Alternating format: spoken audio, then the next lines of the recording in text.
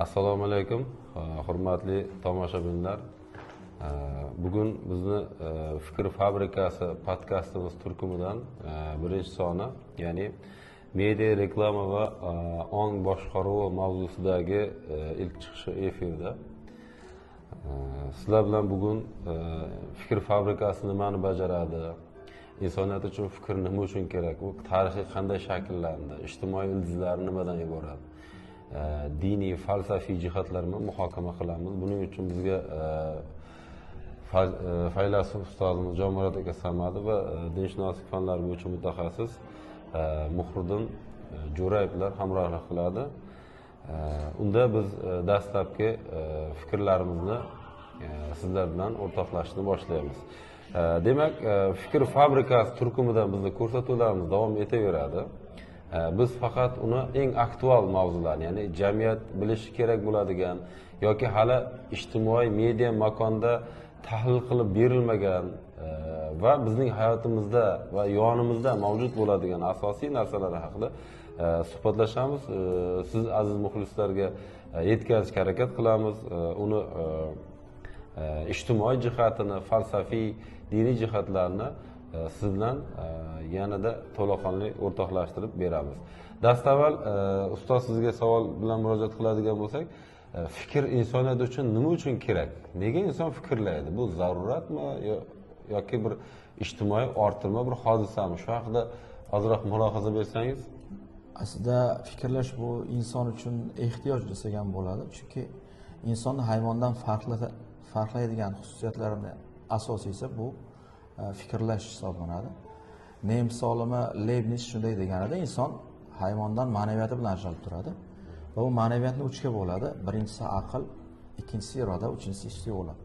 Ya'ni bizni fikrlatadigan narsa, fikrlatadigan omil aqlimiz bo'ladi va bu fikrlarimiz bilan biz haqiqatni anglashga, yangi g'oyalar ixtiro qilishga va atrofimizdagi hodisa voqealarni bilishga, anglashga harakat qilamiz. Demak, fikr inson uchun asosan ehtiyoj vazifasini bajarib beradi. Tarixiy shakllarga qaraydigan bo'lsak, Sapiens asarida Yuval Harari insoniyatni aqlli bo'lib ketish darajasini ijtimoiy hodisalar bilan baholab beradi. Mamlakatlar tanazzullar sabablari, qudrat, farovonlik va kambag'allik manbalari kitobida esa aytadiki, ilk shaharlashuv, ya'ni insoniyatning ilk ijtimoiylashuvining asosi uni o'troqlashishga bo'ladigan munosabatda shakllanganligini keltirib o'tadi. Ya'ni bu qanday bo'ladi? Birinchidan jamoa a'zolarining ko'payishi, ikkinchidan transportirovka muammolarining paydo bo'lishi, uchinchidan esa albatta uy-ro'zg'or, ijtimoiy buyumlarning ko'payishi bilan insoniyat o'troqlashuvga qadam qo'ydi, ya'ni boshlab berdi. Ungacha esa insonda turg'unlik holati mavjud bo'lmagan, chunki inson fikran, aqlan nimanidir o'ziga kerak, ehtiyoj deb bilish uchun ham inson uzoq bir davrni boshdan kechirdi. Demak, birinchi aytadigan fikrimiz bu ustozimiz Muhriddin Jo'rayevga bo'ladi. Ya'ni dinning insoniyat fikrini nazorat qilishdagi o'rni va ta'siri qanday? Ya'ni kim bizning fikrlarimiz rivojlanishida din konkret vazifani bajarib berganmi yo orttirma vazifani bajarib berganmi? Shu haqida bir fikr bildirsangiz marhamat. Xo'p, qarang, biz hozir 21-asrda bilamizki, insonlar fikrlash tarzini o'zgartiruvchi yoki shakllantiruvchi masalan maskanlar, makonlar yoki platformalar haqida gapiramiz. Masalan bog'cha, maktab yoki universitetlar ham insonlar fikrlash tarzini rivojlantiradi yoki shakllantirib beruvchi hisoblanadi. Masari Ibuka aytganday. Endi tarixga nazar tashlaydigan bo'lsak, masalan ibtidoiy jamoa davrida masalan biz eng ko'p tilga oladigan masalan Teshkosh g'oridagi bola haqida gapiramiz. Biz u bolani biz uchun dafn marosimi muhimda. Nima uchun dafn qildi? Yer ostiga. Yerga nima dafn qildi? Ya'ni shuni ham bilsak bo'ladiki, ularda demak fikrlash tarzida demak shu o'limdan keyingi hayot haqida tasavvur shakllangan. Endi u vaqtda demak ibtidoiy jamoa davrida bilamizki, olamni tasavvur qilish juda ham sodda bo'lgan. O'zlari uchun masalan momaqaldiroq bo'lsin, chaqmoq bo'lsin yoki ocharchilik bo'lsin, uni yechimini ko'proq miflar orqali yoki qanaqadir ilohiyat yoki ruhlar orqali demak bog'lashga demak urinishlar bo'lgan. Hattoki buni ko'ramiz, masalan, ilk yuzaga kelgan sivilizatsiyalarda Misrda yoki Yunonlarda ko'ramizmi, Rimlarda ham ko'ramizki, insonlarning fikrlash tarzini asosan miflar yoki din omili orqali shakllantirgan. Hattoki buni o'sha vaqtda yaratilgan madaniyat belgilarida ham ko'ramiz. Shu masalan, tragediyalarda ko'ramizmi yoki o'sha haykallarda ko'ramizmi, san'atlarda ham ko'rishimiz mumkin bular din omilini. Ya'ni insonlarni fikrlash tarzini shu orqali demak shakllantirdi. Bu yerda endi bu yerda o'sha vaqtda demak jamiyatda demak dinning omili kuchli ekanligini ko'rishimiz mumkin bo'ladi yoki shu bilan birga o'sha vaqtdagi hokimiyatni ilohiylashtiruvchi xizmat qilganligini ko'ramiz. Hatto mana oddiygina misol, shu biz Yevropadagi ilk uyg'onish davrining yirik vakillaridan biri Dante Alighirini ham ko'radigan bo'lsak, o'sha o'zini asarida ayni asosiy mavzu ilohiy mavzu, ya'ni jannat va do'zax masalasiga yoki o'sha ilohiy komediya asar arof tushunchalarga alohida urg'u bergan. Yoki masalan undan keyingi o'sha uyg'onish davrining asosiy masalan sohalaridan biri haykaltaroshlikda ham ko'ramizki, masalan o'sha vaqtda masalan David haykali, ya'ni shu Tavrotda yoki o'sha Bibliyadagilarga payg'ambarlardan biri Davud haykalining yasalishi yoki Muso alayhissalomning haykali yasalishini ham ko'ramiz. Bu orqali demak o'sha vaqtdagi jamiyatning diniy fikrlash tarzini demak nazorat qilgan yoki shakllantirganligini ko'ramizda. Hattoki musulmon dunyosida ham ko'rishimiz mumkin bo'ladi bu holatni. Ya'ni asosiy yaratilgan asarlarda, ya'ni adabiyot bo'lsin yoki boshqa asarlarda ham ko'ramiz, asosiy mavzu diniy demak mavzu bo'lgan, aks ettirilgan. Insonlar dindan qo'rqqanligi uchun qildimi yo din ularga shunchalik manfaatli bo'lgani uchun qildimi bu soha? Nima uchun bo'ldi aslida? Fikrlashimizga ham shu jadal darajada kirgan bo'lsa, men o'ylaymanki, butun dunyodagi barcha shu dindorlar asosan juda ko'pchiligi Xudo obyektini har xil tasavvur qiladi. Ularning qo'rquvi ham, e'tiqodi ham har xil, lekin nega bir xil din fikrlashga ta'sir qiladi? Shu masalaga oydinlik kiritib bersangiz iltimos. Xo'p, qarang. Biz masalan o'rta asrlarga qaraydigan bo'lsak, o'rta asrlarda hatto mana universitetlar shakllanganda birinchi o'rinda asosiy funksiyasi yoki vazifasi sifatida dinga yoki cherkovga xizmat qilish hisoblangan. O'rta asrlarda shakllangan uning g'arb dunyosida. Yoki mana falsafiy nuqtai nazardan aytadigan bo'lsak, masalan bilishdan asosiy maqsad nima edi? Ya'ni ko'zlangan maqsad nima edi desa, u yerda asosiy maqsad Xudoni anglash, tushunish edi. Agar o'rta asrlarga qaraydigan bo'lsak, hattoki masalan o'sha Martin Luther shu 1517-95 tezisini e'lon qilganda uni ham ko'radigan bo'lsak, asos birinchi boshlanishda aynan shu masalalarga e'tibor berganligi, masalan o'sha tavba masalasida masalan faqatgina tavba qilish faqatgina ruhoniy huzurda yoki tavba marosimi orqali emas, balki u doimiy hayot tavba qilish kerak degan bir masalani o'rtaga olib chiqqanligi yoki undan tashqari o'sha vaqtda o'rta asrlarda eng katta bir jamiyatni nazorat ostiga olgan yoki hayot tarzini demak shakllanishida katta demak rol o'ynagan mana indulgensiya masalasiga ham alohida urg'u berganligini ko'ramizda. Aytmoqchi bo'lganimki, bu yerda o'zi men dinning o'zi kelib chiqish haqidagi mana qarashlarga qaraydigan bo'lsak, asosiy sabablardan biri bu qo'rquv hisoblanadi. Ya'ni bu orqali demak o'sha jamiyatdagi demak qatnov vakillarini demak nazorat qilish, ushlab turish. Ya'ni o'sha Xudodan qo'rqish, do'zaxdan qo'rqish yoki o'limdan keyingi hayotdan qo'rqish asosiy fikrlash ta'siri. E'tiqodga aniq katta ta'siri bor, fikrlashga ham. Rahmat, juda bir yaxshi javob bo'ldi. Endi biz muammoni falsafiy tahlilga ham o'tamiz. O'ylashimcha, fikr bu falsafiy tahlil qilinishi shart bo'lgan va asosiy bir ijtimoiy jarayon hisoblanadi. Chunki biz fikrlash orqali mana shu planetada mavjudligimizni bir ijtimoiy darajada isbotlab bera olganmiz desak ham mubolag'a bo'lmaydi. Jomurod aka, sizdan bir qiziqarli fikr eshitsak, fikrlarni manipulyatsiya qilishning falsafiy asoslari yoki falsafiy bir sohalari haqida bir fikr bildiring. Ya'ni fikrlarni qanday qilib manipulyatsiyaga aylantirishadi? Biz bilamizki, dunyoda buyuk manipulyatsiyalar, buyuk g'oyalar va fikrlar negizida shakllanganda. Marhamat. Savol juda o'rinli. Birinchi navbatda biz bu masala boshqa bir masalaga bir e'tibor qaratishimiz kerak. Insonning fikrlash jarayoni qanday fikrlaydi va inson uchun fikrlash nima beradi? Bu masalaga bir to'xtalsakda, keyin manipulyatsiya masalasiga to'xtalamiz. Chunki inson fikrlash jarayoni, insonning fikrlash jarayoni uning o'sha ongi bilan, bosh miya bilan bog'liq bo'ladigan bo'lsa va insonning faoliyatini asosini tashkil qiladi. Chunki bizni faoliyatimizni fikrlashimiz belgilab beradi va bizning faoliyatimiz hayotimizni belgilab beradi. Ya'ni yashash tarzimizni, umuman nima ish qilishimiz, nimani to'g'ri, nimani noto'g'ri deb bilishimiz aynan fikrlashimiz bilan bog'liq. Va bu fikrlarimizni manipulyatsiya qiladigan insonlar esa bizni aynan boshqarishni va biz ular nima xohlasak shuni qilishimizni xohlashadi. Shuning uchun ham manipulyatsiya qilishadi. Manipulyatsiyaning o'zi nima degan savolga javob beradigan bo'lsak, bu majburlash emas. Ya'ni u oldingi eski boshqaruv davrida insonlarni bir fikr uchun majburlashardi yoki boshqa noto'g'ri fikrlar uchun jazolashardi va hokazo.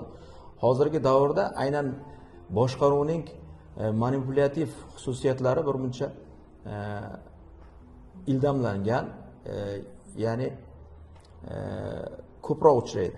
Bu ijtimoiy tarmoqlarda ham uchraydi yoki bo'lmasam hayotimizda, hattoki supermarketlarda, bozor rastalarida savdo sotiq qilayotgan paytimizda ham bu oldimizga uchrab qoladi. Ya'ni bizda manipulyatsiyaning o'zi biz o'zimiz bilmagan holda boshqa birovning fikrini o'zimizni fikrimiz deb qabul qilishimiz bu manipulyatsiya deb ataladi. Odatda manipulyatsiya umuman majburlash degani emas. Manipulyatsiya bu qandaydir nima deymiz? Nimanidir sotmaydi sizga. Aksincha sizni fikrlaringizni, sizni hayotingizni o'zlarini manfaatlari uchun sotishadi. Aynan bu birmuncha xavfli. Xavfliligi nimada? Chunki inson manipulyatsiya qilinayotganini, ya'ni boshqarilayotganini bilmaydi. Va bu insonlarni bu ishni aynan o'zim qilyapman, o'zimning ixtiyorim bilan qilyapman degan bir fikrga undaydi. Va biz buni qayerdan bilamiz? Ya'ni manipulyatsiya qilinayotganimizni qayerdan bilamiz degan bir savol qo'yadigan bo'lsak, Fuko'ning fikrlari bor. Fuko shunday deydi. Inson deydi, ya'ni odatda manipulyativ jarayonlarda inson xuddi boshqarilayotganga o'xshaydi. Ya'ni biz insonni boshqarish uchun qamab qo'yishimiz yoki bo'lmasam uni hibsga olishimiz shart emas deydi. Bu inson o'zini boshqarilayotganini, o'zini kuzatilayotganini bilsa bas. Qachonki inson bunga o'rganib qolsa, keyin o'zini o'zi boshqara boshlaydi. Va o'zini o'zi boshqarayotganini hattoki o'zi ham bilmaydi. 1984 da aytilgandagi shunaqa bo'ladi. Ha, bu siz asar nomini aytyapsizmi? Asar nomidan. Yoki qolib ketgan nazorat. Manipulyatsiya aynan shu. Va yana bir asosiy fikrlarimizdan biri, manipulyatsiya qanday bo'ladi? Hozirgi davrda odatda masalan biz ko'rayotgan ko'rsatuvlarda, eshitadigan musiqalarda yoki bo'lmasam ko'radigan kliplarimizda, ijtimoiy tarmoqlarda hamma bir xil kliplarni ko'rishi, hamma bir xil ko'rsatuvlarni ko'rishi, hamma bir xil sport dasturlarini ko'rishi, futbol matchlarini tomosha qilishi, hamma bir xil fikrlashi. Aslida insonlar men o'zim fikrlayapman deb o'ylaydi, lekin yoppasiga bir xil fikrlash, qolipdagi fikrlash va biz uchun maxsus qadoqqa solingan fikrlar majmuini shunchaki iste'mol qilishdan iborat bo'lib qoladi. Ya'ni biz aslida olganda biz yomon iste'molchimiz. Chunki biz yaxshi narsa iste'mol qilmayotganimizda yomon g'oyalar va fikrlar ko'payib ketyapti. Biz ular uchun yaxshi iste'molchimiz, lekin iste'mol qilayotganimizni, fikrni iste'mol qilayotganimizni o'zimiz bilmaymiz. Bu degani yomon iste'molchimiz desak ham bo'laveradi. Mana kontraktini to'lab qo'yib o'qishni xohlamagan talabaga o'xshaymiz. Aslida bunday tushunmaslik kerak buni. Talaba bilan misol keltiradigan bo'lsak, agar biz buni juda faol ishtirok etyapmiz. Aslida biz kelinki ular nimani xohlasa shuni qilyapmiz. Misol uchun siz hech Instagramga kirib ko'rganmisiz? Yo'q. Instagramda ijtimoiy tarmoqda yo'qman. Ijtimoiy tarmoqda Instagramda 10 minutlar taxminan sayr qilib aylanib yursangiz, siz o'zingizni tushkun his qilasiz. Nega? Chunki Instagramda hamma baxtlidek, hamma go'zaldek, hamma chiroylidek ko'rinadi. Bitta siz xunuksiz, bitta siz baxtsizsiz. Shunday his uyg'otadi va bu tushkunlikdan sizni nima olib chiqadi bilasizmi? Bu tushkunlikdan odatda siz o'zingizni nima qilish uchun, nima deydi? Qadrlashingiz uchun, o'zingiz uchun nimadir qilishingizga to'g'ri keladi. Odatda insonlar o'zini tushkunlikdan olib chiqish uchun inglizchasiga aytganda shopping qilishadi, bozor qilishadi. Bozorlik. Ha, nimadir o'zingizga kerak bo'lmagan narsani sotib olasiz, o'zingizga kerak bo'lmagan joyga borasiz, o'zingizga umuman kerak bo'lmagan narsalarni qilasiz. Ya'ni kimlarnidir manfaat uchun xizmat qilasiz shu paytda. Yoki bo'lmasam o'zingizni go'zallashtirish uchun estetik operatsiyadan foydalanasiz. Chiroyliroq bo'lish uchun o'ziga kerak bo'lmagan ba'zi bir kiyimlarni sotib olasiz va hokazo. Ya'ni bu sotsiologik nuqtai nazardan aytadigan bo'lsak, fikrlar mavjudining jamiyatda kuchli tarqalishi bu ijtimoiy zo'riqishga olib kelyapti. Ya'ni ijtimoiy zo'riqish deganimizki, biz imkoniyatlarimiz bilan emas, orzu-havaslarimiz bilan o'lchaganimiz uchun ancha imkoniyatlarimizni o'zimiz toraytirib qo'yapmiz. Yani kreditga botib ketishlar yoki to'ydan keyingi mashmashali qarzlar yoki hozir alohida bir stereotipga aylangan mebellar yoki shunga o'xshagan bir umuman inson hayotida zarur bo'lmaydigan, lekin bo'lishi shart deb qabul qilinadigan bir holatlarni keltirib qo'yadi. Biz uchun haqiqat deb qabul qilingan, boshqalar haqiqat deb qabul qilgan. Ya'ni bizning asosiy ehtiyojimiz deb o'ylagan narsalarimiz aslida umuman ehtiyojimiz emas. Biz uchun hattoki ikkinchi darajali narsa bo'lmagan narsani ham birinchi darajaga chiqaramiz va uni olishga, unga ega bo'lishga va boshqalarga taqlid qilishga har doim harakat qilamiz. Bu aynan manipulyatsiyani eng yomon o'sha oqibatlaridan biri. Nega bu shaxsiy fikr rivojlanmaganligidanmi yoki bizda hali ham umumiylikdan xususiylikka o'tolmayotganligimizdadir? Mana sizga bir misol keltiraman. Yosh bolani ham fikrlashiga nima ta'sir qiladi? Oila ta'sir qiladi, maktab ta'sir qiladi va atrofdagilar ta'sir qiladi. Odatda yosh bolalar kattalarning fikrini qanday bo'lsa shundayligicha qabul qilishadi va unga qarshilik ko'rsatishmaydi. Odatda kichkinalik paytda savol berishi mumkin. Turli xil savollar beradi, yosh bola bilasiz ko'p savol beradi. Va aslida uning o'sha ongidagi isyoni desa ham bo'ladi, bolani. Va biz uni savollarini bostiramiz. Va u xohlagan javoblarni emas, o'zimiz xohlagan javoblarni beramiz. Keyinchalik u savol bermay qo'yadi, qarshilik qilmay qo'yadi va u uchun bu noqulay bo'lib qoladi.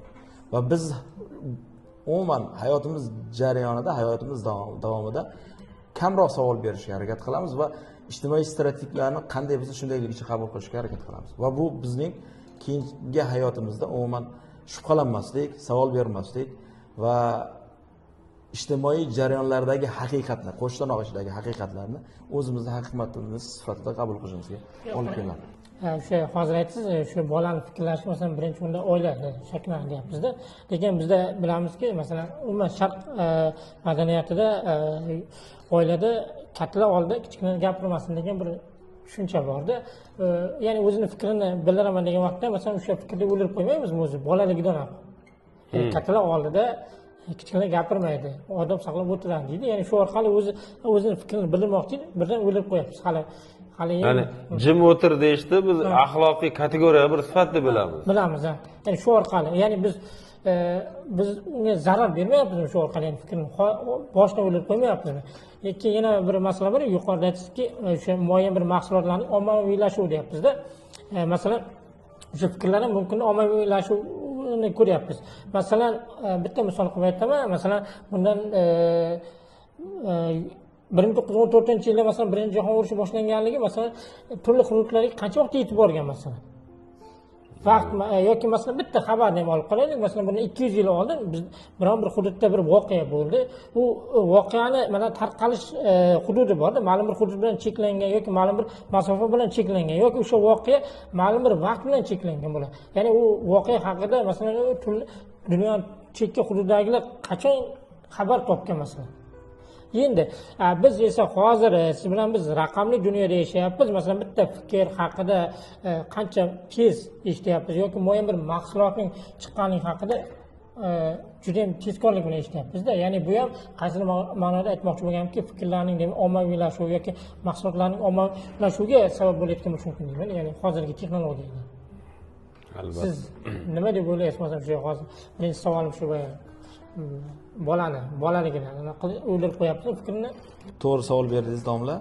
Men asosan boshqa tomoniga urg'u qaratgan edim. Ya'ni bolani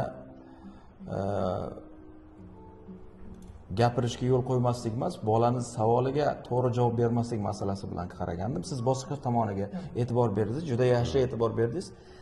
Men bu tomonni ya'ni gapirmay o'tibman.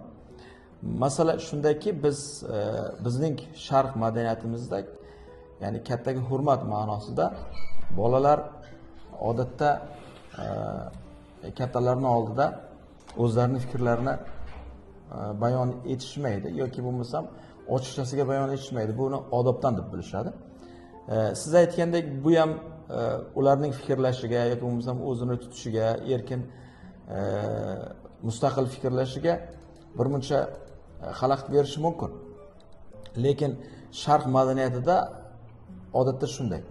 Va buning salbiy oqibatlari bilan birga ba'zi ijobiy tomonlari ham bor. Chunki ota-onaga hurmat, ota-ona qarigandan keyin, yoshi bir joyga yetgandan keyin ham xuddi bolaligidagi holatdek ularga ya'ni o'zini fikrini ochiq aytish masalasi emas, ularni ko'nglini ranjitmaslik uchun yoki bo'lmasam ularni ba'zi noto'g'ri gapirayotgan bo'lsa, noto'g'ri gapiryapsan deb ularni xafa qilmaslik uchun bolalar yoki bo'lmasam o'sha kichkina bola emas, u katta bo'lgandan keyin ham, balog'atga yetgandan keyin ham ota-onasiga o'z fikrini ochiq bayon etmaydi.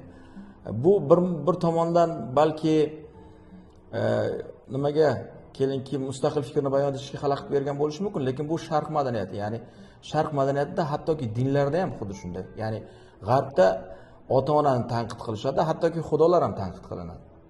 Misol uchun agar g'arb dinlarini, yunon dinlarini olib qarasak, skandinaviya dinlarini olib qarasak, Zeus haqidagi yoki afsonalar yoki bo'lmasam kelinki Oden va Tor haqida, ayniqsa Loki haqidagi afsonalar, ular hattoki xudolarni ham tanqid qilishadi. Lekin sharqda o'zidan kattani tanqid qilmaydi, hattoki xudolarni ham tanqid qilmaydi. Shu nuqtai nazardan sharqdagi dinlar hozirda mavjud. Ya'ni dunyo dinlarining, jahon dinlarining, hozirda e'tiqod qilinadigan dinlarning barchasi sharqda paydo bo'lgan. Ya'ni bu axloqiy nuqtai nazardan, ya'ni kattani tanqid qilmaslik, uni nima deydi, nuqsonsiz deb bilish va hokazolar. Buning ijobiy tomoni, salbiy tomoni bilan birga ba'zi bir ijobiy tomonlari ham bor. Albatta ijobiy tomonlarini ham bir hisobga olish kerak. Lekin biz kattalar bolalarni fikrlarini to'xtatib qo'ymasligimiz va ularni to'g'ri gapirganda boyagi nima deymiz,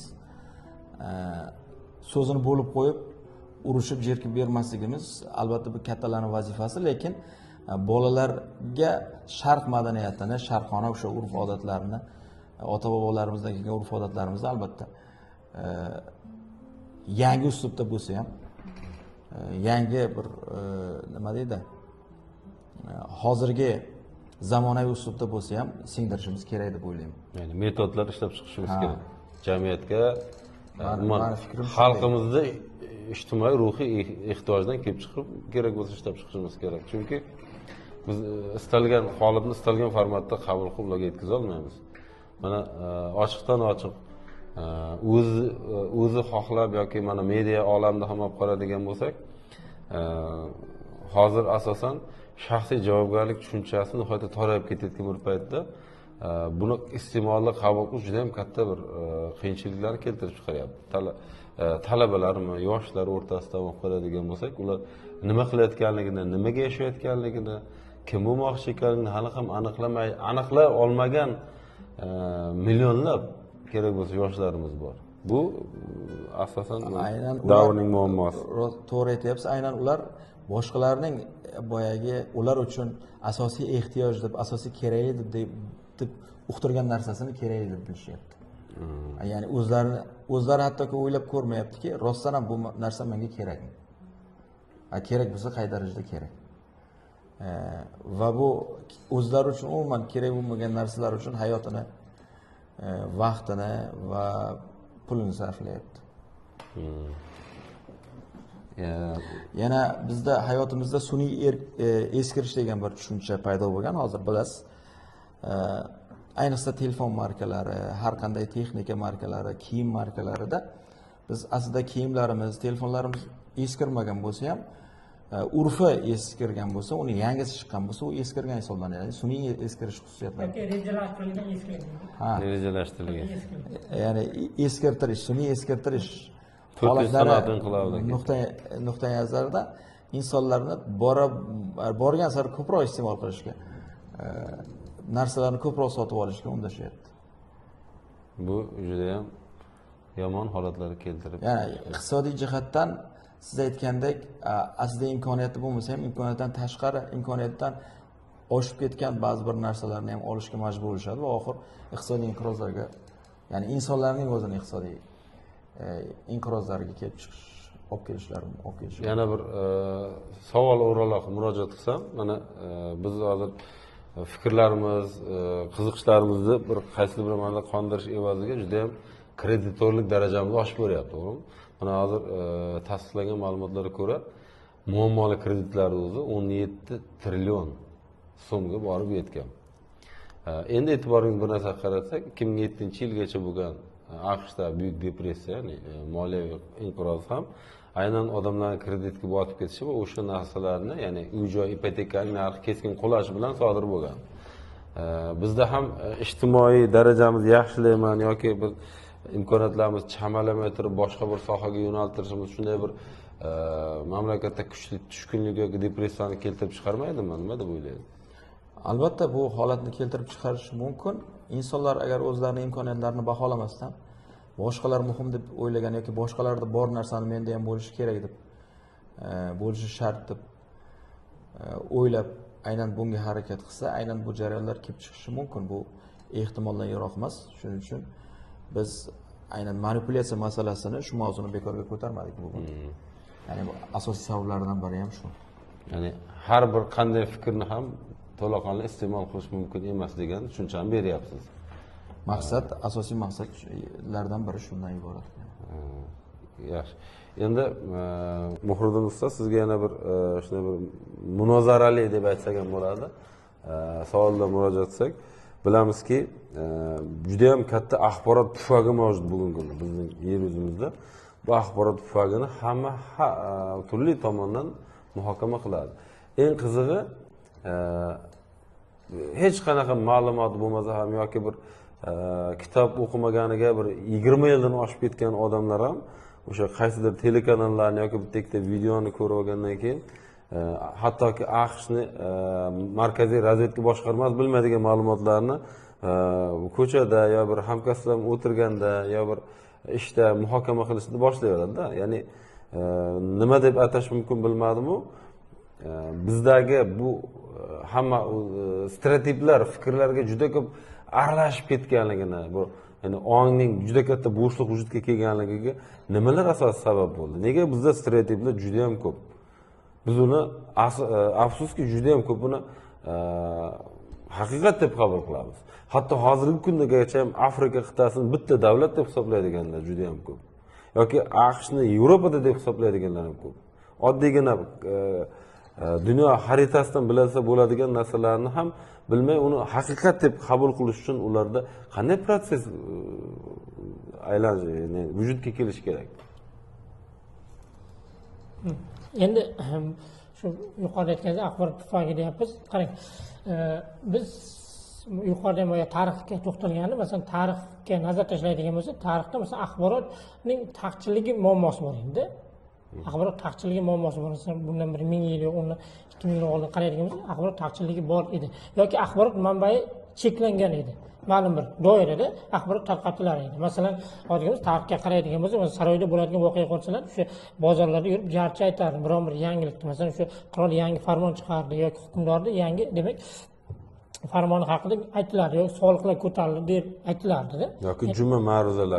Juma shu yoki o'sha masjidlarda yoki o'sha cherkovlarda bo'lishi mumkin edi. Ya'ni o'sha axborotlar tarqatilardi. Lekin bizda davrimizga kelib esa axborot taqchilligi muammo emas, axborotning ko'pligi muammo qoldi. axborotning ko'pligi o'zi mumkin. Shu Jorj Orwell aytgandek, hozir shu o'zi fikr aytgandi, shu kelajakda shu axborot ko'pligi haqida aytib o'tganda, shuni siz bilan bizni davrimizga kelib, demak axborotning demak shu ko'pligi muammoga aylandi. Ya'ni bizda hozir eng katta muammo bo'lyapti, axborotlarni tahlil qilish, analiz qilish muammo bo'lyapti. Ya'ni to'g'risi bilan noto'g'risini. Demak, qaysi biri to'g'ri yoki qaysi biri noto'g'ri, qaysi biri manipulyatsiya qilyapti axborot, o'sha narsa bizda muammo bo'lyapti. Ya'ni o'sha axborotlar orqali bizda fikrlarimiz shakllanyapti. Lekin fikrlashimiz qaysi axborotga asoslanyapti? Yoki u axborot manbai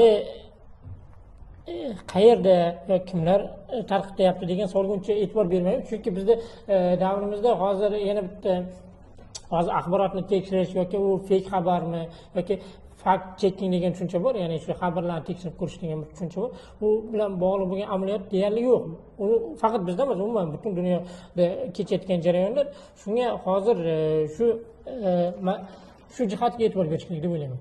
Ya'ni bizda hozirgi jamiyatimiz har bir insonga birinchi o'rinda shu axborot savodxonligi deymizmi yoki media savodxonligi deymizmi, undan tashqari fact checking bilan bog'liq bo'lgan tushunchalarni demak aytib o'tishimiz kerak bo'ladi. Shu.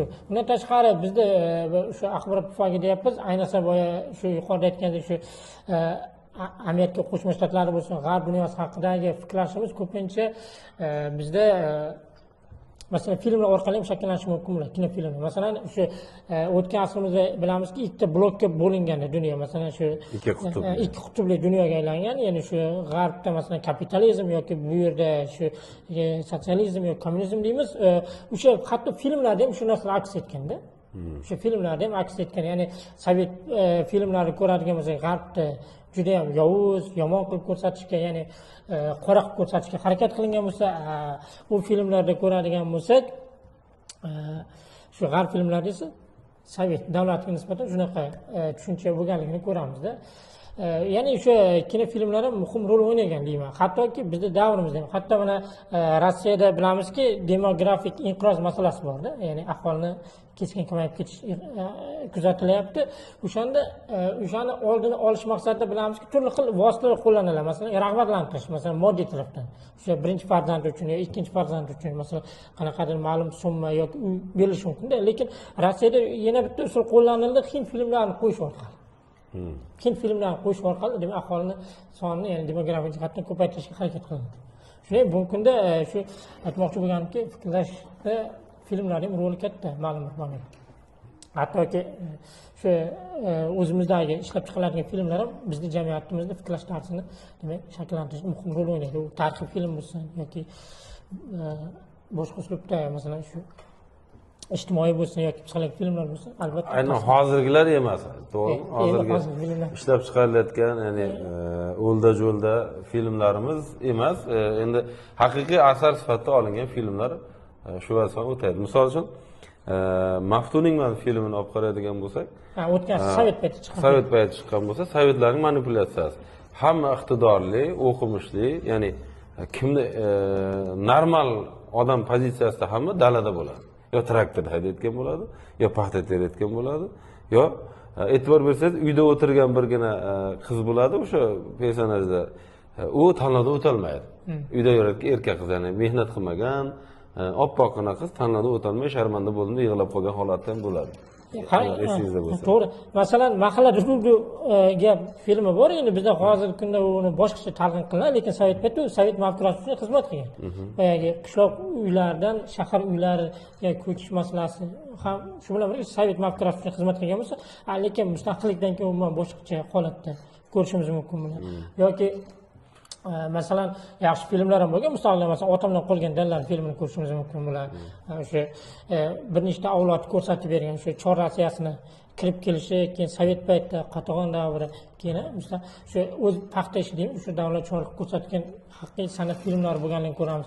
Yoki endi bizda ko'pincha endi u filmda komediya filmi sifatida ko'radi, lekin aslida uni zamirida juda ham katta ma'no bo'lgan film bor. Mana Temir xotin masalan ko'ramiz. Temir xotinni ko'rsak, hatto u temir bo'lib turib, chidolmasdan o'zini o'zi Ya'ni o'zbek ayoli qilgan mashaqqatga hatto temir mashina ham chiday olmadi. Yonib ketdi. Yonib ketadi. Ya'ni u aslida bitta xalqni, bitta millatni fojiasini bir ko'rsatib beryapti. Yoki masalan biz mana ko'pincha endi bizda hozir mustaqillik davridan keyin eng ko'p ko'riladigan filmlardan biri mana Kelinlar qo'zg'oloni. Rahmatli Said Ahmadni asar asosida demak ishlangan film. U sovet paytida masalan o'sha filmni ham ko'radigan bo'lsak, ko'pincha endi bu qaynona kelin munosabati ustiga qurilgan film deymiz, lekin agar chuqur yondashadigan bo'lsak, balkim u filmda o'sha 15 respublika o'zini alohida ro'zg'ori bo'lishini aytmoqchi bo'lgandir kelinlar orqali. Shu qaynona bu o'sha Moskva deylik, o'sha markaziy edi. U qaynona o'sha markaz qo'mitaga markaziy ana edi. Kelinlar esa o'sha farzandlar alohida o'zimiz ro'zg'orimiz bo'lsin degan bir masalada demak chiqdi. Kim hayotiga yangilik kiritmoqchi bo'lsa, qat'iy qarshilikka uchraydi. Chunki o'sha vaqtda byudjet bitta edi, boya qaynonaning qo'liga tushardi. Endi sovet paytida byudjet bitta edi, markaziy. Bu manipulyativ faqat o'zbek seriallarida emas, mana Rossiya Federatsiyasi SSRda o'zini hududida ishlab chiqargan filmlarda ham ko'rilgan. Masalan, Leonid Gaydayning juda ko'p filmlarida ham bor. Mana birgina Gugurtga ketib filmini oladigan bo'lsak, unda shunday jumlalar bor. Ular Yokiga emas, Amerikaga ketishdi deydi. Billi Hudpinni aytadi. Nimagadir hamma Amerikaga shoshayotgan ekan. Ya'ni hamma Amerikaga ketishni istaydi. Bu yerda yashashni istamaydi degan bir qo'shtirnoq ichida signal berib o'tib ketib qolgan. Demak, media bilan reklamani, filmlarni ongga ta'siri juda ham kuchli. Ya'ni qaysidir bir ma'noda hozirgi kundagi bir fikrlarimizni, umuman dunyoqarashimizni ham mana qo'shiqlar, kliplar, nimalardagi jarayonlar o'zgartiryapti. Mana arzimagan muammoda, ya'ni juda ham katta bir muammoga aylantirib, nima qilyapti? Ko'rsatib berishyapti. Bu esa bizda poda psixologiyasi degan bir tushunchani keltirib chiqaryapti. Mana olomon psixologiyasi. Ya buni qarang, aynan shunday bir jumlasi ham bor ekan, inglizcha versiyasi ham bor. Endi poda psixologiyasi degani olomondan farqi, olomon bir ijtimoiy ishga qarab harakat qiladi. Lekin poda psixologiyasi degan ular fikrlamaydi.